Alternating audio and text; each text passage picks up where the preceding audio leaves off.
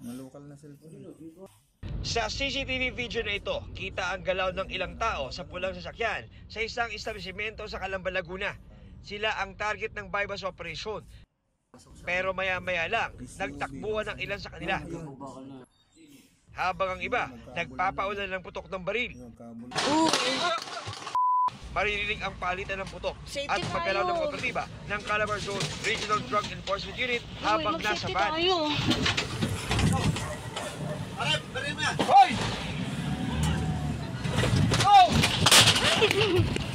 Matapos ang ilang minutong engkwentro, patay ang dalawang suspect habang sugatan ang isa sa kanilang kasama. Arestado naman ang dalawang suspect kabilang ang isang babae. Na-recover ang 4 na baril at 2 kilong shabu.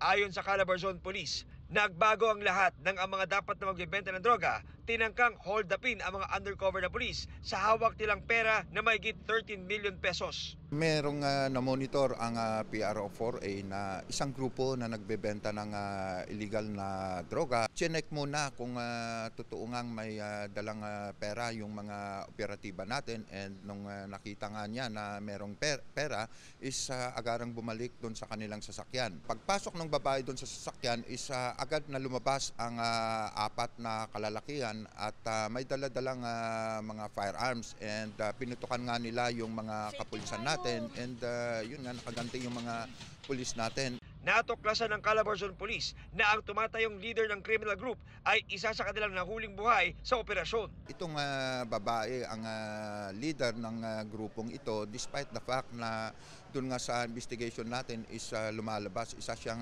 civil engineer, yung babae na nahuli.